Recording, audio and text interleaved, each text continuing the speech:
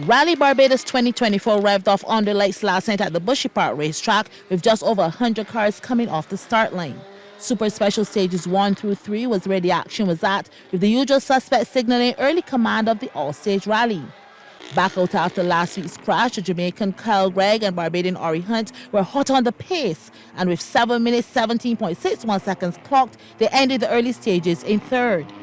The Jamaican drivers were intent on letting it know they mean business, as Jeffrey Panton and Mike Fennel were second overall after last night's action, with a 7-minute 11.08 second clocking.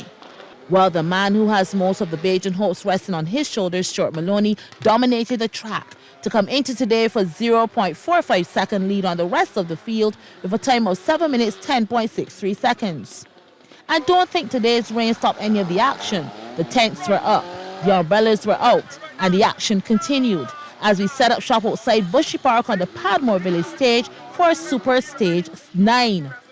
I will admit the times will reflect a little slower than if it were dry tarmac, as we saw the drivers gingerly maneuvering the S-curve and cut rock, even where rally champion Barry McKenna came through timid and was actually a casualty later down the stage. Holding traction was a test for the drivers as well, although on wet tyres, as we see here, Mark Maloney ensured that driving skill was really put to the test. And here was your top three at the end of this stage. Back out after last week's crash, Adam Mallalieu and Steve McNulty. Good to see the car all intact. In second and driving with a vengeance despite the slippery terrain, the Jamaican pair of Jeffrey Panton and Mike Fennel hot on the heels of this man, Stuart Maloney, with Kristian Yearwood in his co-driver's seat after this stage number 9, still leading and extending it with 11.91 second lead on the field with just 3 more stages left for today.